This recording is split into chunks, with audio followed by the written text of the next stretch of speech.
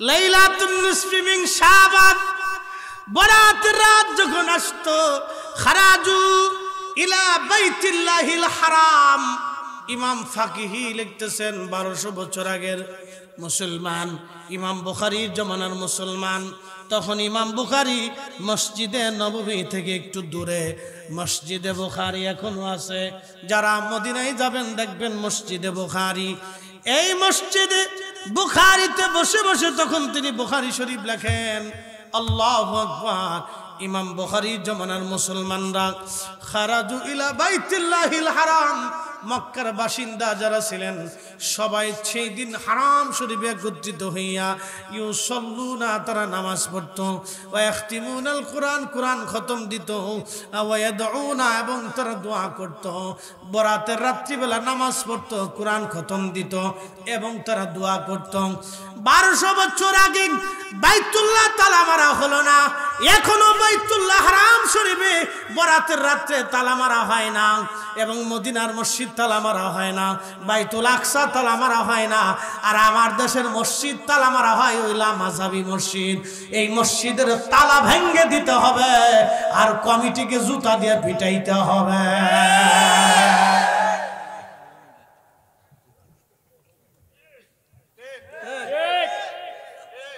কি কথা কন না কেন? ওরা ঠিক না হলে 1200 বছর আগের মুহাদ্দিসরা ঠিক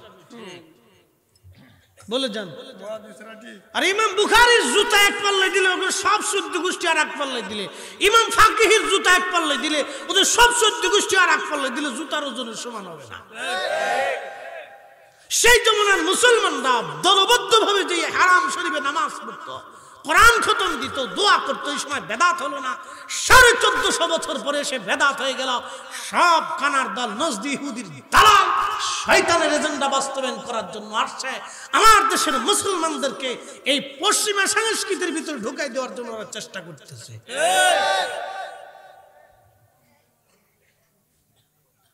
প্রিয় মুহতারাম উপস্থিতি, আপনাদের কি এগুলি বুঝে কবরে যেতে হবে। বাপ, এই হক কথাগুলি বললে আজকে আমরা হয়ে গেছি মাজার পূজারি আর বেদাতি। চিন্তা করছেন আমরা বেদাতি আর মাজার পূজারি। আমরা বললাম মাজারে যে পূজা করি, মাজার পূজারি হচ্ছে বেদাতি হচ্ছে।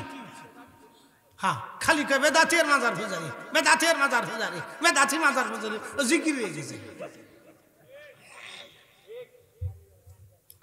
2 ভাই শ্বশুর বাড়ি গেছে, গল্প কম একটা। 2 ভাই শ্বশুর বাড়ি গেছে বেড়াইতে, বড় ভাই আর ছোট ভাই। শাশুড়ি চিন্তা করলো জামাইরা আদর করি আর না করি, পুত্রারে যদি কায়দা মতো না খাওয়াই দুর্নাম টুর্নাম করবো, আমার মায়ের জ্বালাতন করবো যে ভাবি তোমার বাড়ি গেছিলাম, মা আম্মা কিছু খাওয়াইছে না, তো একটা দুর্নাম না, তো পুত্রারে বালা করে খাওয়ায়। তো খাওয়ান দাওয়ান শেষ, বিদায় আদায় নিয়ে আসবে, নতুন মেহমানগুলো তো একটু গিফট টিফট কিছু দেয়। আপনাদের দেশের রেওয়াজ আছে কিনা, আমরা ফরিদপুরে আছে। তো শাশুড়ি তাই মা সব চিন্তা করছে কি আর দিব, আমরা গরিব মানুষ, এক শিশি আতর দিয়ে কয় বাজি মনে কিছু নিও না, তোমার তাই সব বিদেশ থাকতো কিছু আনতে টানতে পারি নাই বাবা, গরিব মানুষ, আমরা এই এক শিশি আতর দিলাম, বাবা নিয়ে যাও। তো বলদার ঘরের বলদা তো চিনেন আমরা, কিশোরগঞ্জে কি কয় বলদ, বলদ বলদ বলদ, বরিশালে কয় মগা, আর একটু নিচে গেলে কয় অগা, আর সিলেটে কয় সিদে। একই জিনিস, নাম ভিন্ন, বুঝতে পারছো? জিনিস এক, নাম ভিন্ন। তো মনোযোগ দিয়ে এই বলদায় করছে কি, আতরের শিশিরের মুটকাটারে খুললে আতের মধ্যে ডাইলে মধুর মতো সাইডে খাওয়া দিচ্ছে। আর মা ওই চিন্তা করি এ কেমন বলদার করে, বলদারে আতর দিলাম গায়ে লাগানো লেগে সাইডে খাই, এটা কেমন বলদার।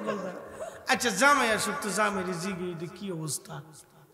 তো জামাই বাবাজি আসছে, বাবা যেদিকে আসেন তো আসছে। কি ব্যাপার আম্মা, কি জন্য ডাকতেছেন? এই বাবা ডাকতেছি, এই তোমার ছোট ভাই কি বলদা টলদা নাকি মগা সগা নাকি? বলে আম্মা কি হয়েছে? কি এই তোমার শ্বশুর আব্বা বিদেশ ছিল, কি শান্তি রেন বাবা, আমরা গরিব মানুষ, এক শিশে আতর দিলাম, কি বলদা মুটকাটারে খুললি আতর মতো ডাইলে সাইটে সুইটে মধুর মতো খাইলো, জামাই কহ আম্মা কত বড় মগা চিন্তা করছেন, ও আমার ছোট ভাই, ওরে আদর করে আমার শ্বশুর বাড়ি তুলে এসেছি, আপনি খুশি মনে ওরে আতরে শিশি দিলেন, ও মুটকাটে খুললে হাতে চারটে চুটে খাইলে, আমি তোর বড় ভাই আমার একটু দিল না একটু জিনিস। শাশুড়িকে জামাই দেখি বলদার করে বলতে আন্তর্জাতিক মগার করে মগা।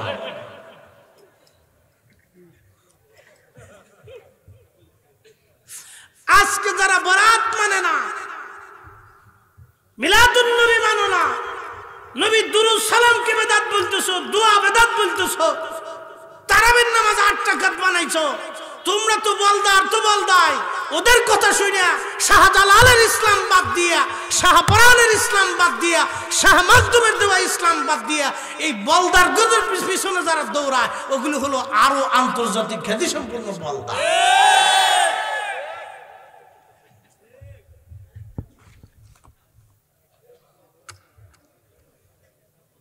শটাং করে মেরে দিচ্ছি একবার, মন খারাপ করার কিছু নেই। শাহজালাল ইয়ামানি মুজাররিদি যদি বুকে হাত বেঁধে নামাজ পড়তো, 850 বছর ধরে এদেশের মুসলমান বুকে হাত বেঁধে নামাজ পড়তো। খাজা বাবা আজমেরি যদি 8 রাকাত তারাবি পড়তো, 1000 বছর ধরে উপমহাদেশের শত শত হাজার কোটি মুসলমান 8 রাকাত তারাবি পড়তো। আসতে ঠিক বললেন কেন? রাত 3টে বাজে বিদায় কি আপনারা বেজার হয়েছেন নাকি? 2টা বাজে ফজর পর্যন্ত চলবে না? সারা রাত চলবো? তাবারক কিন্তু নাই, লাগবে না তো ইনশাল্লাহ? তো আর ঠিক আছে, তাহলে বলেন না ইনশাল্লাহ? যারা ইনশাল্লাহ কইছেন তাদের আমল নামায় নেকি হয়ে গেছে, আর যারা ইনশাল্লাহ কর নাই তারা কয়ে ফেলেন ইনশাল্লাহ, তো নেকি হয়ে যাবে। সারা রাত্রে থাকা লাগবে না, আবার চলে যায় না যে নেকি তো হয়ে গেছে এবার যাই গে। বাঙালি তো খুব চালাক, সুযোগ পাইলি এটা জায়গা হান্দাই দেয়।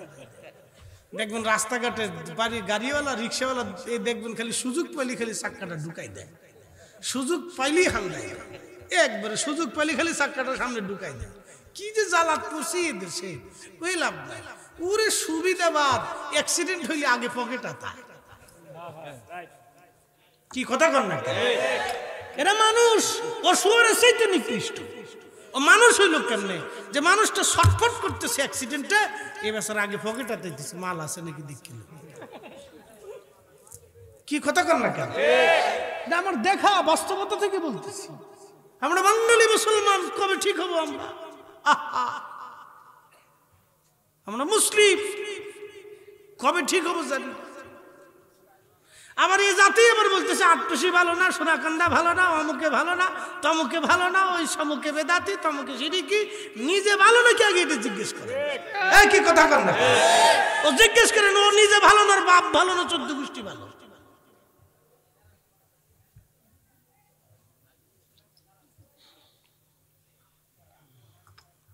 প্রিয় মুসলমান, উচিত কথায় মৌই বাজার, গরম বাতে বিলাই বাজার, ডাল বাতে কুটুম বাজার। কি কথা কর না কেন? ও আছে একদিক থেকে ঘোরা ডিম আর একদিক চলে গেছে। চলে যাওয়ার চাইছিলাম কবরে, চলে গেছি কোন জায়গায় তালের ঠিক নাই, যাক কবরের দিকে চলে যাচ্ছে। তো জায়গা তো ওখানেই চলে যেতেই হবে। ও তোর পিছে পিছি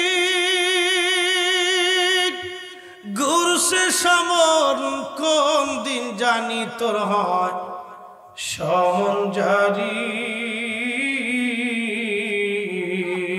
দেখ না মন ঝাঁক মারি দুনিয়াদারি, দেখ না মন ঝাঁক মারি দুনিয়াদারি। ভাই বন্ধু আপন জনা সঙ্গে তোমার কেউ যাবে না রে। ও তোর খালি হাতে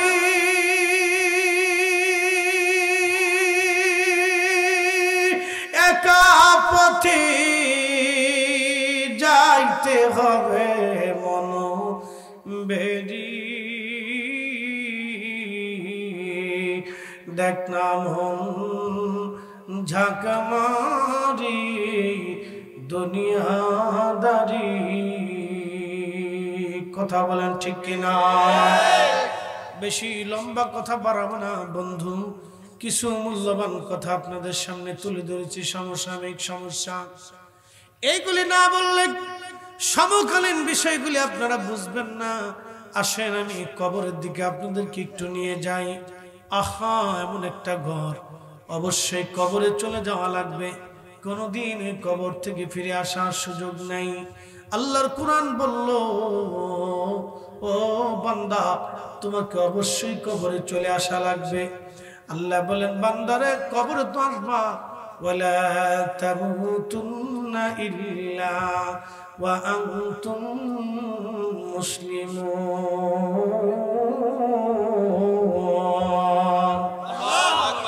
কবরে আসবা কিন্তু মুসলমান হয়ে কবরে আসো।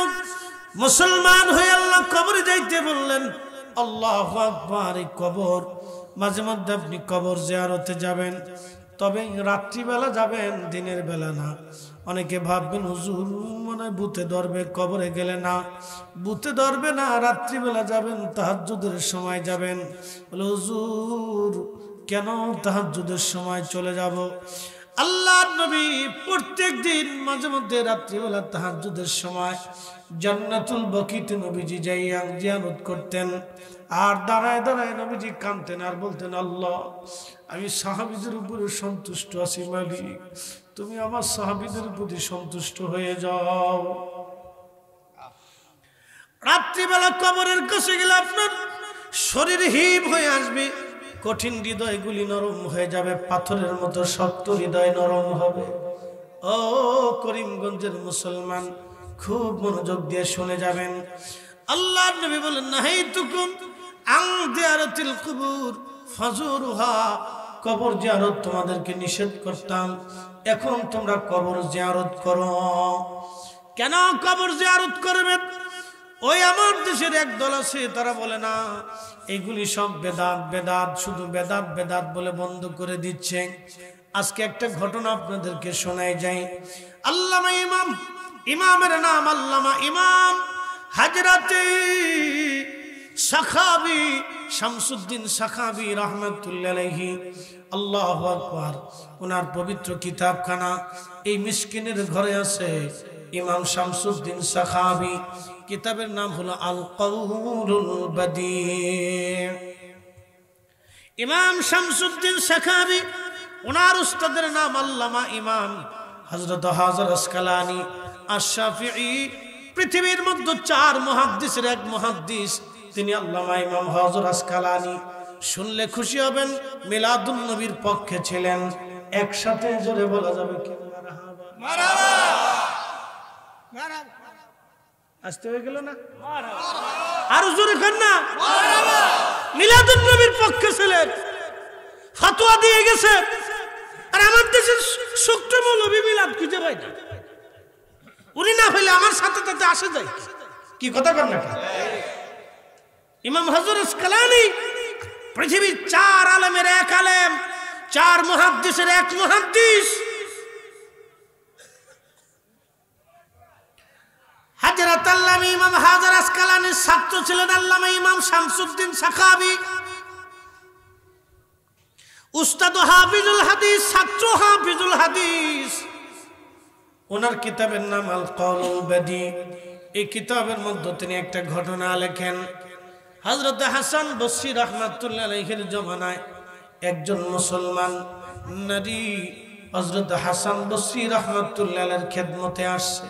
খেদমতে আসিয়া বলল, হুজুর আমার মেয়েটা রাত্রিবেলা মারা গেছে।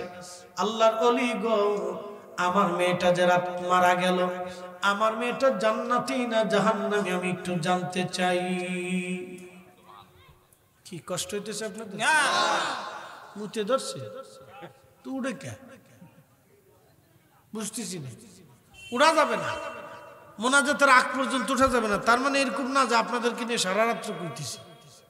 ইম্পর্টেন্ট কিছু কথা, গুরুত্বপূর্ণ কিছু তথ্য আমাদের দেওয়া দরকার। আমরা সমাজ কলুষিত হচ্ছে, বেদাতের ডরে অনেক মুসলমান আজকে কবর জিয়ারত ছাইড়েই দিছে। কি কথা কন না? ফাতিহা ছেড়ে দিছে। বাৎসরিক ভাবে বাবা মার জন্য একটু ঘরের ভিতরে কোরআনের হাফেজদেরকে ডাইকে এনে একটু কোরআন খতম দিত, ওলামা একরাম ডাইকে এনে গ্রামের মানুষ এনে একটু মিলাদ শরীফ পড়াইতো। এটা বন্ধ করে দিছে বাবা, এগুলি বন্ধ করে দিছে বেদাতের ভয় দেখাইয়া। আপনাদেরকে এগুলি বুঝানোর জন্য আপনাদেরকে একটা বিশুদ্ধ ঘটনা উপস্থাপন করতেছি, বুঝে তারপরে বাড়ি যাবে। ইমাম শামসুদ্দিন সাখাবির লেখা কিতাব আল কাউলুল বদী, একবারে বিশুদ্ধ কিতাব, ঘটনাও বিশুদ্ধ। আর যে ঘটনাটা যার মাধ্যমে করছে তিনি হাসান বসরি। হাসান বসরি কোন জমানার আলেম জানেন? হযরত হুসাইন রাদিয়াল্লাহু আনহু যখন কারবালায় শহীদ হন, হাসান বসরি তখন বসরা নগরে বসে বসে তিনি 3 দিন পর্যন্ত খেয়ে না খেয়ে কেঁদে কেঁদে হয়রান হয়েছিলেন। তিনি সেই জমানার মুহাদ্দিস, আপনি শুনলেই হবে তিনি সেই জমানার আলিম। পানির উপরে যাই নামাজ বিছে যারা নামাজ পড়েছে, একসাথে বলা যাবে না আল্লাহু আকবার। তাদের মতো আলেমদের জীবনী থেকে বলতেছি। আর আপনার মুতে ধরছে, চাচা চলে যাক, আপনি আপনাদের মুতে ধরলে আর ধরে রাখা যায় না, জানি এটা কষ্ট। বয়স শেষ, কথা ঠিক কিনা? এই বয়সে যদিও অনেক কিছুই হয় না আমি জানি, তারপরে এই বয়সে আমরা বসে রয়েছে শুকরিয়া আদায় করতে হবে রাত 2টা পর্যন্ত। কি কথা কর না, ঠিক কিনা? সেদিন ভৈরবে একজনের জিজ্ঞেস করলাম, কাকা দাদু কত বয়স? কয় 90 বছর। আমি কি তুমি এখনো মরো নাই? কয় না, আমি এখনো বসে বসে ওয়াজ শুনছি। আমি দাদু রে, তুমি এক দাদু, বুড়ার ঘরের বুড়া, 90 বছরের সামনে বসে তো রাত 4টার সময় ওয়াজ করতেছি। হুজুর আপনার ওয়াজ শোনার লাগে বসে গেছি। মাশাআল্লাহ, বুড়া কি শক্ত শক্ত বুড়া, তাজা বুড়া একবার। একটা ঘটনা মনে পড়লো, এক বুড়া খুব বুড়া হয়ে গেছে, তো ছেলেদেরকে বলতেছে বাবার আরো হজের টাইম হয়েছে, আমার এই হাজিরা কাফেলা করে হজে যাবে, তা আমার একটু কাপড় চোপড় দিয়ে গাঠি বক্সি দিয়ে সুন্দর করে একটু সাজায় গোজাই দাও, আমি একটু হজ করে আসি। তো এই ছেলেরা চিন্তা করলো, হ্যাঁ আব্বার বয়স হয়ে গেছে, তো আগে তো হাইটে যাওয়া লাগতো, তো কাফেলার সাথে ঘোড়া গাদার উপরে খুব মাল সামানা দিয়ে কাফেলার সাথে বাইন্দে সেন্দে দিয়ে বাবার উঠাই দিচ্ছে। তো রওনা দিছে, রওনা দেওয়ার পরে বহুদূর যাওয়ার পরে এক কারিয়া গ্রামের কাছে যায়, দেখে এক বুড়া বসে বসে কাঁদতেছে। তো কাছে যা জিজ্ঞেস করতেছে, বুড়া চাচা কি জন্য কাঁদতেছেন? বুড়া ভাই আপনি কান্দেন? অনেক বড় দুঃখে পরে কাঁদতেছি। বলে দুঃখ কি? আমার বাপ হয়ে আমার লাঠি দিয়ে পিটাইছে। বুড়া কালে তোমার বাপও আছে, আবার সেই বাপে তোমার লাঠি দিয়ে পিটাইতে পারে, তো কি বুড়ার বুড়া? এই বুড়াটারে তো দেখার দরকার আমার। আচ্ছা, তো যদি বুড়া দেখ পড়ছ তো বাদ যাও। তো বাড়ি যায় দেখে জল চকির উপরে এক খুনখুনা বুড়া, কিছু বুড়া আছে দেখবেন খুব টনটনা বুড়া। কি কথা কর দেখে, বুড়া তো বুড়া খুব শক্ত বুড়া, খুব জাইতেল বুড়া, একবারে খুব টনটনা বুড়া, চুল দাড়ি সব সাদা পাইকে ঝুমঝুরে হয়ে গেছে, একবারে শক্তই জল চকির উপরে ধুয়ে দিছে। সালাম দিয়ে কয়, চাচা বুড়া কালে বুড়া পোলাটারে এইভাবে ফিরায় কেউ মনের দুঃখে বসে বসে কাঁদতেছে, তা আমি আপনারা দেখতে এসেছি, তো এই বুড়া কালে এইভাবে বুড়া পোলাটারে মারে? সাদে মারছি, এমনিতে মারছি, ও বড় বিয়াদব। বলে কি বিয়াদবি করছে? হাতার দাদার লোকে বিয়াদবি করছে। দাদা আছে ঘরের ভিতরে যায় তো বসে রয়েছে। হাই হাই, আমার বুড়ো দেওয়ার দরকার নেই, মারছে।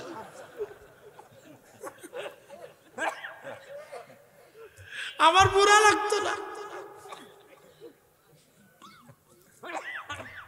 এইরকম বুড়াও আছে, কিছু জুয়ান্ডির সাথে বুড়াটির ইমান পাকা, অত দলিল লাগবে না মিলাদ পড়া। এই কথা কন না, জোরে কর, এত দলিল লাগবে না মিলাদ পড়া, না পড়াইলে হুজুরে বিদায় করে দে, ওরা খাওয়াবো না। কি দাদা কথা খারাপ করতেছি? হ্যাঁ বুঝে যাইতে হবে, কথা ক্লিয়ার না ভেজাল আছে? একবারে ক্লিয়ার। হাজরাতে হাসান বসরি রাহমাতুল্লাহ আলাইহির বারগাহে ও মা বোনেরা কথাগুলি শুনে যাবেন। মহিলা কেঁদে কেঁদে আসছে, কেঁদে কেঁদে এসে বলতেছে, হুজুর আপনার দরবারে আমি আসছি, মেহেরবানি করে একটা নালিশ। বলতেছে, বলো মা কি বলতে চাও? আমার মেয়েটা দুনিয়ার থেকে বিদায় হয়ে গেছে, মেয়েটা জান্নাতি নাকি জাহান্নামী আমি জানতে চাই। হাসান বসরি বলতেছে, মা রে তোমার মেয়েটা জান্নাতি নাকি জাহান্নামী কি করে আমি বলতে পারবো? তবে মা বাড়ি চলে যাও, রাত্রিবেলা একটা আমল করবারে মা, এশার নামাজ পড়িয়া তুমি অতিরিক্ত 4 রাকাত নফল পড়বা। 4 রাকাত নফল নামাজে সূরা ফাতিহার সঙ্গে তুমি সূরা তাকাসুর পড়বা। কি রে সাকো, আরে ওয়াজের ডাকে সার কথা ভুলে গেছে, হুজুর মরে যাকে অসুবিধা নেই, আজকে ওয়াজ শুনে লই। আচ্ছা অসুবিধা নেই, এই ওরা ওয়াজ খুব মনোযোগ দিয়ে শুনতেছে। চা মাঝে মধ্যে একটু না খাইলে একটা তো গলা, এই একটা পিডিয়েছি, এখন ফিডাচ্ছি, কালকে 3টে ফিডাম, বুঝতে পারছেন? কালকে 3টে, তারপরের দিনও 2টে, তারপরের দিন 3টে, তারপরের দিন 4টে। বুঝলেন ঠেলাটা কারে কয়? এরকম চলতেছে আর কি। তা আল্লাহ সালাহ গলা, একটা গলা খুব পিটাপিটি চলে, আর ঘুম হয় না ঠিক মতো, খুব কষ্ট। জাননি এই বয়সে টিকে আসি। অনেকে কয় হুজুর আপনার চেহারা ভালো থাকে কেন? আল্লাহ জিকিরের জন্য থাকে, কারণ দীর্ঘ সময় আল্লাহ জিকিরের মজলিসে কাটাইতে হয়। কথা কন নাকি, ঠিক কিনা? মানুষের 2টা খোরাক, একটা হলো দেহের খোরাক, একটা হচ্ছে রুহের খোরাক। রুহের খোরাক হচ্ছে আল্লাহর জিকির, কোরআন তেলাওয়াত, দুরুদ, ওয়াজ নসিহত, দোয়া, নামাজ, এগুলি হলো রুহের খোরাক। এটা যত বেশি দিবেন এই রুহের খোরাকই তত বেশি হবে। হযরত হাসান বসরি রাহমাতুল্লাহ আলাইহি ডাক দিয়ে বলেন, মা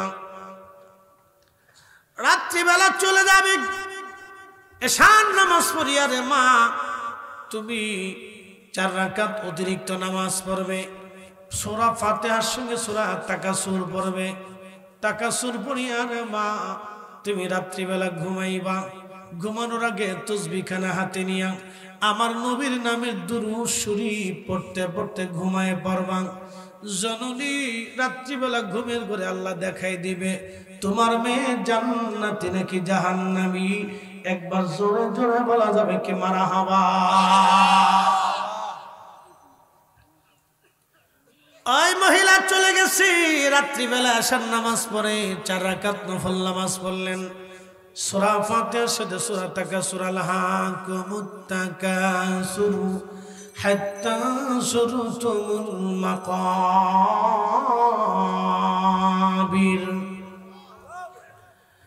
এই রাত্রিবেলা সূরা তাকাসুর পড়িয়া রাত্রিবেলা এইভাবে দুরূদ শরীফ পড়ে ঘুমাই পড়ল। স্বপ্ন দেখে রে আল্লাহু আকবার, ওই মহিলা স্বপ্ন দেখতেছে তার মেয়েটা জাহান্নামের কঠিন লেলিহান শিখার মতো জ্বলতেছে। মেয়েটা কেঁদে কেঁদে বলে, মা ও মা বড় কষ্টের মধ্যে আছি। সেই দিনের নারীরা পর্দা ছাড়তো না, নামাজ ছাড়তো না। তাদের যদি কঠিন হালত হয়, আমার দেশের মেয়েরা পর্দাই করে না, লিপস্টিক আর মেকআপ নষ্ট হবে বিদায় আমার দেশের মহিলারা ওযু করে না। এই কথা কর না, জোরে কর। আর ওই বিসমিল্লাহ চটপটি হাউস, নাম কি? বিসমিল্লাহ চটপটি হাউস, কবিরউদ্দিনের ফুসকা ঘর। কথা কম না কেন, বুঝেন নাই? ফুসকা ঘর চিনছেন নি? ফুসকা খায়, চটপটি খায় আর ফুসকা খাই। পরে ফার্মেসিতে যাইয়া কয়, ভাইজান আমার 1 পাতা সার্জেন দিয়ে দেন, খা, যদ্দুর পারিস খা, খাইয়ে মরে যা। এটা খাই, নামাজ রোজার ধার ধারে না, পঞ্চম পুষিতে নাই, জিকির আজগার নাই। এই দুনিয়ার মহিলারা এক জায়গা বইলে এমন গল্প শুরু করে দেয়, চাও চাও চাও চাও চাও চাও চাও চাও। আমি নাম দিছি আনলিমিটেড রেডিও, ব্যাটারি ছাড়া বিবিসি নিউজ।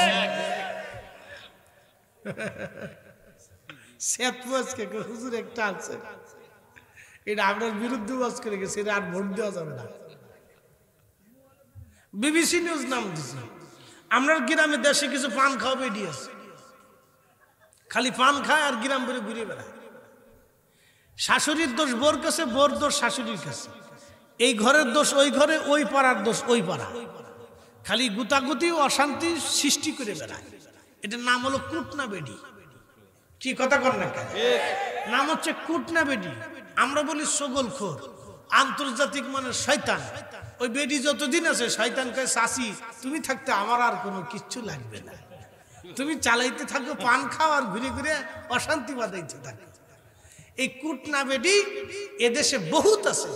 এই বেডিদের কবরের ভিতরে সবচেয়ে কঠিন আযাব হবে সগলখোরদের, যারা অশান্তি বৃদ্ধি করে বেড়ায়।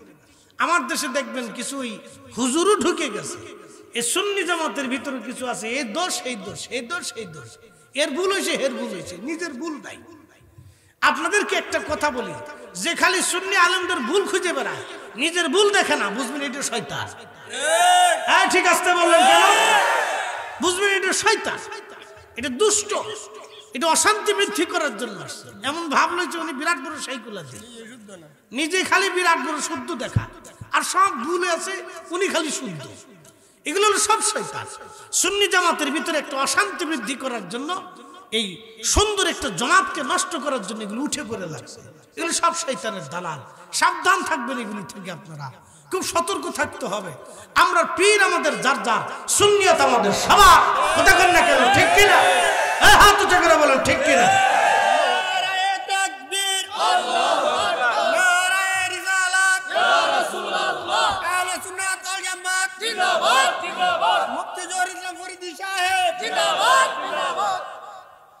দুষ্টগুলি খুলে শুধু অশান্তি করে, সকল খুলে।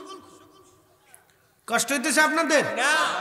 চলে যাচ্ছেন তো বসেন, আর একটু চলল, এরপরে দোয়া করে দিব। তাহাজ্জুদের সময় হয়ে গেছে ইনশাল্লাহ, আর অল্প একটু টাইম, 10-15 মিনিট একটু কষ্ট করেন, ঘটনাটা শুনে যান। খুব দামি একটা ঘটনা। মহিলারা আপনারা ভালো করে শুনিয়েন, খালি ফুসকা হাউসে দৌড় দিয়ে না। এই মহিলা চোখের পানি ছেড়ে ছেড়ে কাঁদে, যেহেতু কবরের আওয়াজ কবরের কথাই বলে যায়। মহিলা কাঁদে, মা কাঁদতে সাহা আমার মেয়েটা জাহান্নামী হয়ে গেল। সকালবেলা ফজরের নামাজ পড়ে মহিলা হযরত হাসান বসরি রাহমাতুল্লাহ আলাইহির দরবারে আবার আসছে। হুজুর, আপনি একটা আমল দিয়েছিলেন সূরা ফাতিহার সঙ্গে সূরা তাকাসুর, 4 রাকাতি নামাজ পড়ে প্রিয় নবীর দুরূদ শরীফ পড়ে আমি রাত্রিবেলা ঘুমাইলাম। ঘুমের ঘরে আবার আল্লাহ আমার মেয়েটাকে স্বপ্ন দেখাইলো, কিন্তু দেখলাম মেয়েটা জাহান্নামের লেলিহান আগুনের মধ্যে জ্বলতেছে। আমি মা সহ্য করতে পারতেছি না। হুজুর, আমার মেয়েটার ব্যাপারে আমি কি সিদ্ধান্ত নিতে পারি বলেন? হাসান বসরি ডেকে বলেন, মা রে, তোমার মেয়েটা জাহান্নামে চলে গেছে রে মা। ও মা, এখন তোমার মেয়েটার জন্য অধিক পরিমাণে সদকা দিতে থাকো। মহিলা চলে গেল। রাত্রিবেলা হাসান বসরি রাহমাতুল্লাহ আলাইহি ঘুমায়, স্বপ্নের ঘরে দেখতেছে জান্নাতের উচ্চ মাকামে, সুন্দর এক জান্নাতের ওই পল্লীতে, ওই সুন্দর নদীর পারে সুন্দর মোহনা দি একটা মেয়ে সুন্দর পোশাক পরে হেঁটে হেঁটে ঘুরে বেড়াচ্ছে। হাসান বসরি ডাক দিয়ে বলেন, ও মা, বলো তুমি কে? জান্নাতের উচ্চ মাকাম দিয়ে ঘুরে বেড়াও। মেয়েটা ডেকে বলল, হুজুর, আপনি কি আমাকে চিনেন নাই? যেই মা যে আপনার তার মেয়ের ব্যাপারে আপনার কাছে সমাধান আনতে গিয়েছিল, সে কি জাহান্নামী জান্নাতি জানার জন্য গিয়েছিল? আমি তারই মেয়ে। আল্লাহ আমারে মাফ করিয়া জান্নাতের উচ্চ মাকাম আল্লাহ আমারে দিয়েছে। তুমি রহমান, তুমি মেহেরবান, বলেন তুমি রহমান, তুমি মেহেরবান। অন্ধ গাহে না শুধু তোমারই গুণগান, অন্ধ গাহে না শুধু তোমারই গুণগান, বুঝেও বুঝে না তবু শান। তুমি রহমান, তুমি মেহেরবান, তুমি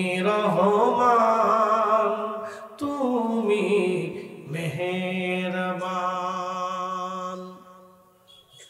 কষ্ট হয় না?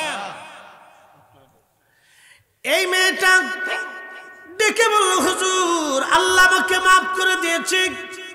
হাসান বসে ডাক দেখে, মা কেন তোমাকে আল্লাহ মাফ করলো বলবানি? মেয়েটা ডাক দে বলল, হুজুর একটা কারণে আল্লাহ আমাদেরকে মাফ করে দিয়েছে। আমি যেই গোরস্থানের কবরের ভিতরে আমাকে দাফন করা হয়েছিল, ওই গোরস্থানে শুধু আমি না, আমি ছাড়া আরো ৭০,০০০ কবর ছিল ওই গোরস্থানে। হুজুর ওই রাস্তা দিয়ে একজন আবিদ ও জাহিদ আল্লাহর ওলি ওই রাস্তা গোরস্থানের পাশ দিয়ে যাওয়ার সময় আমাদের কবরের পাশে দাঁড়াইয়া আমার প্রিয় নবীর দুরূদ শরীফ পড়ে পড়ে পড়ে পড়ে। দুরূদ শরীফ কি শরীফ? জোরে বলেন কি শরীফ? আরো জোরে বলেন। আমরা মিলাদে কি পড়ি? জোরে বলেন, আরো জোরে। মিলাদ চলবে না বন্ধ হবে? জোরে বলেন, চলবে না বন্ধ হবে? ফতোয়ার গোষ্ঠী গিলে কি কথা করবে? বেদাতের ফতোয়ার গোষ্ঠী গিলে ও বেদাতের ফতোয়া গাট্টি মুখে নিয়ে শুয়ে থাকবো, আমরা মিলাদ পড়তেই থাকবো। ঠিক আসতে বলেন কেন? জোরে বলেন, হাত উঁচু করে বলেন চলবে? জোরে বলেন চলবে? আরো জোরে বলেন চলবে? হ্যাঁ চালাইতে, না চালাইলে আপনার কবরওয়ালারা বদদুয়া করবে।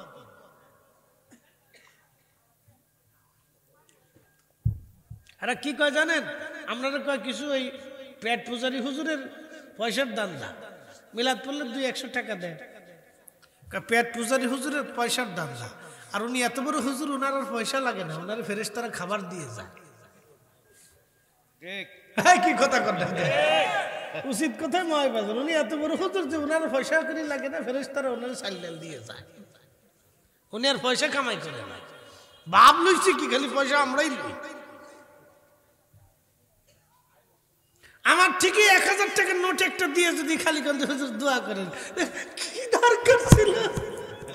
না দিলেও তো পারতেন। কি কথা কর না খা? এই সময় বিরাট খুশি, কি দরকার? আমি তো ঢাকার মসজিদের খতিব, আমার ওই যারা গেছে ওরা জানে মোটামুটি বড় মুসলি সব ওই তালের আর কি, আমি শুধু এক তালের। বিরাট জ্বালা, কিন্তু মুসল্লিরা খুব মহাব্বত করে, তো খুব মনোযোগ দিয়ে। তো অনেকেই দোয়া চায়, তো দোয়ার সাথে কিছু দাওয়ার সাথে দিয়ে দেয়। ওরা জানে যে দাওয়া না দিলে তো দোয়া কায়দা মতো করবে না। আবার নামটা সুন্দর করে লিখে দেয়, লিখে দিয়ে আমি আবার লিখে রাখি, কারণ ও বেহেশত না পাঠানো পর্যন্ত খুশি হবে না। এক জায়গায় এরকম হয়েছে কি, টাকা দিছে 2000, হুজুরে কবেন দোয়া করছে, তো হুজুরে দোয়া করে নাই, নাম ধরে দোয়া করে নাই। পরে এসে টাকা ব্যাগ দেন, 2000 টাকা দিছি দোয়া করার জন্য, আপনি নাম ধরে দোয়া করেন না, টাকা ব্যাগ দেন। কি জ্বালা জ্বালা! ঢাকার মসজিদ তো দোয়া নাম ধরে করি, একবারে জান্নাত পর্যন্ত কিনার পর্যন্ত নিতে হবে, না হলে বিপদ আছে। কেউ যে হুজুরের হাদিয়া দিলাম কিন্তু হুজুর দোয়া করে, আর এক জ্বালার জ্বালা, জ্বালার শেষ নেই। হ্যাঁ, মহিলারা মনে মরে গেছে না, ওয়াজ শুনতেছে কিছু, শুনলে ভালা, নাহলে কালকে আবার স্টার চলছে, এখন আর নাই। আছে না, এখন আর নাই। আগে কি যেন ছিল, কেহরমান না কি যেন কয়, কি কিরণমালা। উরে বাপরে বাপ, বাপরে বাপ, কিরণমালা দেখার লেগে তালাক পর্যন্ত হয়ে গেছে। স্বামী ছেড়ে দিবে তো কিরণমালা ছাড়বে না, এইরকম আকর্ষণ এসে গেল। তো যাক, এটা আল্লাহ বাঁচাইছে, বেডিটা এখন আর ওইদিকে নাই। কিছু হলে এখন ওয়াজ নসিহত শুনে, কি কথা কর না, কিছু হলেও শুনে এখন ওয়াজ নসিহত খুব মনোযোগের সাথে শুনে। বেটাকার সাথে বেডিরা ভালো, কারণ বেটাকার আবার একটু বিড়ি খাওয়ার অভ্যাস আছে, 2 টান টুন না দিলে শরীর হিট হয় না। আমি একদিন এক বাথরুমে ঢুকছি, পাবলিক টয়লেটে, যাই দেখ খালি বিড়ির গন্ধ। ঘটনা কি, এত বিড়ির গন্ধ কে? তো বাইরে এসে কেয়ারটেকার আবার বাথরুম করে 10 টাকা দেওয়া লাগে। কি জ্বালার জ্বালা, বাথরুম করেও 10 টাকা দিয়ে আসতে হয়। তো 10 টাকা দিয়ে গেলাম, এই বেটা এই ভিতরে বিড়ির গন্ধ কা একটু পরিষ্কার করতে আরস না? হুজুর আপনার আগে যে ঢুকছিল হেতা বিড়ি টানছে, বিড়ি টানার জায়গা কি আর নাই রে? কত জায়গা আছে রাস্তাঘাটে আজকে সিপাই মাইনকে সিপাই কোনাকাঞ্চিতে, তো বাথরুমের ভিতরে বসে বিড়ি টানলো কে হুজুর? বিড়ি না টানলে বলে ক্লিয়ার হয় না। তার মানে হে বিড়ি ধরে নাই, বিড়ি হেরে ধরে ফেলছে। উপর দিয়ে টানবে নিচ দিয়ে ক্লিয়ার হবে, উপর দিয়ে টান দেবে নিচ দিয়ে ক্লিয়ার হবে। তো বিড়ি কি পরিমাণে ধরছে, তো মনে করেন যে মহিলাদের আবার বিড়ি টানা টানার ঝামেলা নাই, বেড়াগার বিড়ি টানার ঝামেলা আছে, কোনাকে চিন্তা করে দুই টান দিয়ে আসে বাস। একটা বিড়ির দাম কত হিসাব দিয়ে যায় আজকে? বিড়ির দাম কত? 5 টাকা। প্রত্যেক দিন একজনে বিড়ি লাগে কয়টা? 20 দিয়ে, তো 5 কুড়িতে 100, মাসে গেলে 3000। 3000 শুধু বিড়ির পিছনে খরচা করছে। এরা যদি জিজ্ঞেস করেন যে চাচা ভাই বিরাদার আত্মীয় বন্ধু দোস্ত সুমন্দি শালা আর কিছু কমু কে? শালা কইছিতে কি বেজার হয়েছেন আপনারা? আমার বুঝি শালা নাই, আপনাদের নাই বুঝি। এটা কি গালি? এটা গালি না, এটা তো বড় আত্মীয়র না। এটা গালি কে কইছে? কে কইছে এটা গালি? এটা তো বড় আত্মীয়র না। তো যাই হোক, এটা যদি কন যে ভাইরে এই মসজিদের ইমাম সাহেবের বেতন বাবদ 500 টাকা দিস মাসে, ও মসজিদের ক্যাশিয়ারের জুতা শেষ হয়ে যাবে, টাকা দিবে না। ঠিক আসতে বলেন কে? মসজিদের ইমাম সাহেবের বেতন কত? 2000 টাকাতে কি হয়? কারণ তো একজনের বিড়ির টাকাও না, কিন্তু ইমাম সাহেবের মাসের বেতন 5000 টাকা। একজন ইমামের বেতন আপনি দিলেন, আপনি হিসাব করেন তো 5000 টাকা ইমামের পরিবার কিভাবে চলবে? তার স্ত্রী আছে, সন্তান আছে, তার স্ত্রীর তো একটা শখ থাকতে পারে স্বামীর কাছ থেকে। স্বামীর পক্ষ থেকে তো তার আশা থাকে যে আমার স্বামী হয়তো আমাকে কিছু একটা গিফট দিবে, ভালো কিছু দিবে। কিন্তু বড় আফসোস, কমিটির দোষ দিয়ে লাভ নেই। বিড়ির জন্য টাকা খরচা করবে, বিড়ির জন্য টাকা খরচা করবে, কিন্তু মসজিদের ইমাম সাহেবের জন্য 10 টাকা দিবে। বুঝতে পারছি? বড় আফসোস, আমরা বড় কষ্টে আছি। হিসাব কষে দিলাম, বাংলাদেশের কোন লক্ষ লক্ষ ইমাম আছে যারা 5000 টাকা বেতন পায়। লক্ষ লক্ষ ইমাম আছে। এদেশের মানুষ বিড়ির পিছনে খরচা করবে, কিন্তু ইমাম সাহেবের 100 টাকা বেতন দেবে না। সে আবার ঘুমায় ঘুমায় স্বপ্ন দেখে জান্নাতে চলে যাবো, 80টা হুর নিয়ে হয়ে থাকবো। শয়তানের গাউরে চাচা যতই স্বপ্ন দেখো কাজ হবে না। ইমাম থেকে জান্নাতে যাবা, ও কাজ হবে না কাকু।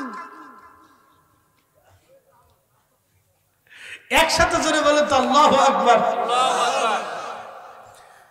হযরত হাসান বসরি রাহমাতুল্লাহ আলাইহি বলে, মান কি জন্য মালিক তোমাদেরকে ক্ষমা করলো বলো? মেয়েটা ডেকে বলতেছে, হুজুর আল্লাহর ওলি গো, রাতে আধারে আল্লাহর একজন ওলি গোরস্থানের পাশ দিয়ে যাওয়ার সময় এই কিছুবার দুরূদ শরীফ পড়ে গোরস্থানবাসীর জন্য দোয়া করেছিল। ওই দুরুদের খাতিরে আল্লাহ আমাদের 70,000 গোরস্থানবাসীর জীবনের গুনাহগুলি আল্লাহ মাফ করে দিয়ে জান্নাতি বানাইছে। না না, একসাথে জোরে বলেন তো আল্লাহু আকবার। হাসান বসরির জামানা, ইমাম হুসাইনের জামানার মুসলমান কবরের পাশে দাঁড়াইয়া দুরূদ শরীফ পড়ে দোয়া করত।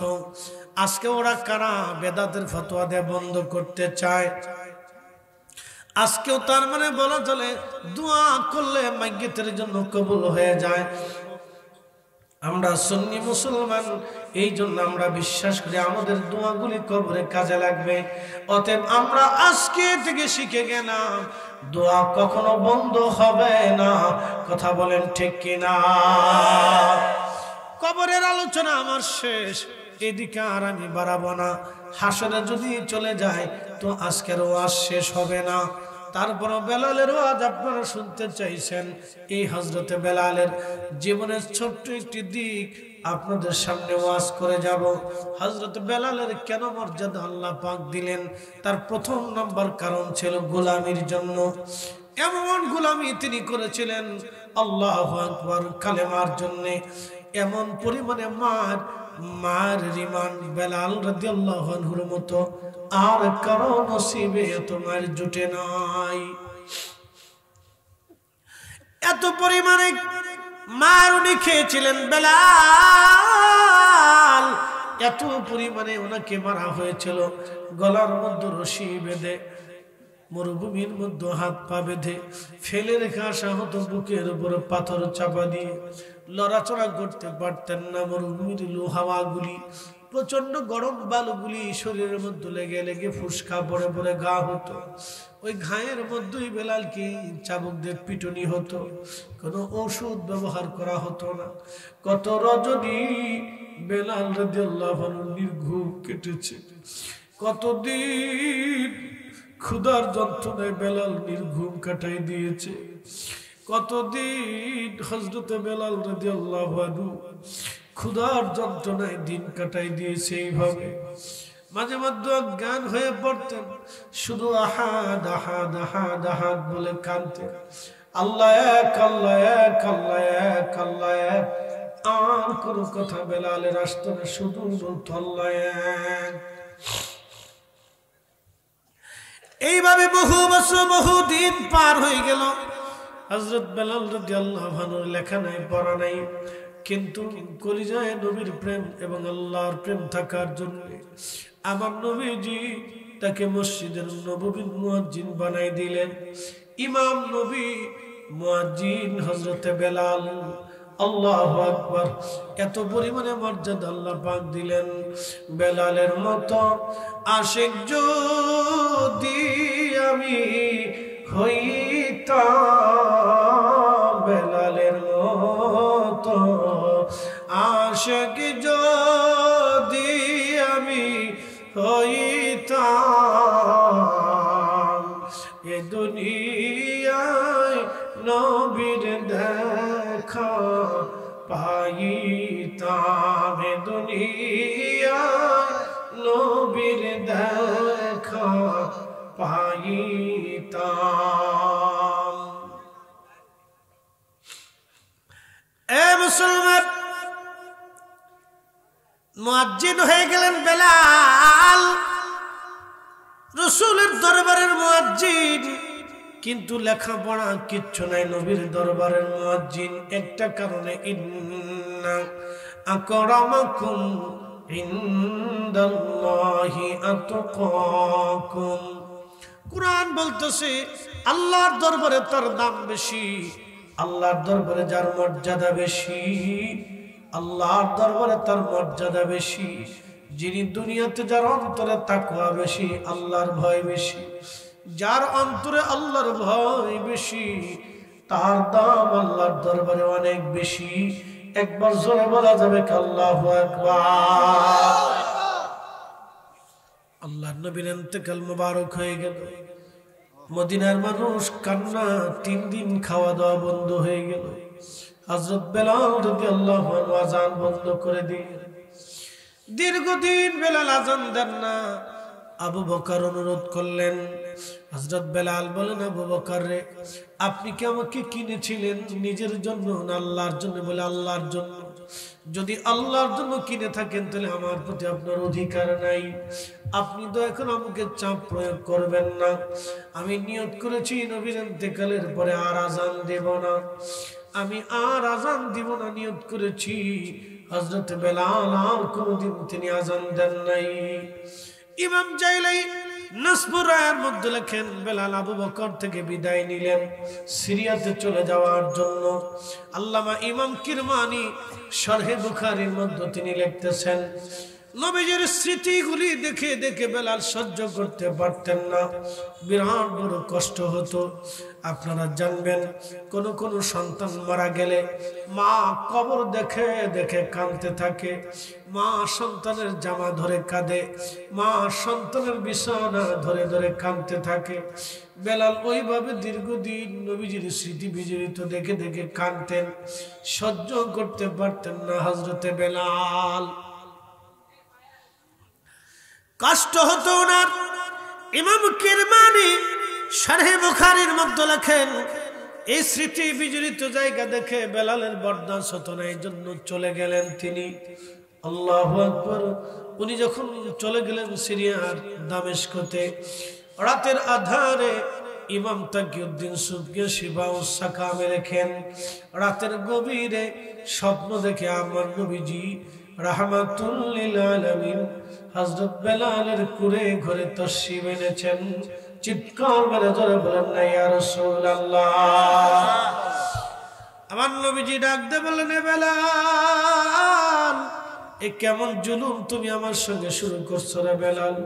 কতদিন হলো তুমি আমার জিয়ারতে আসো?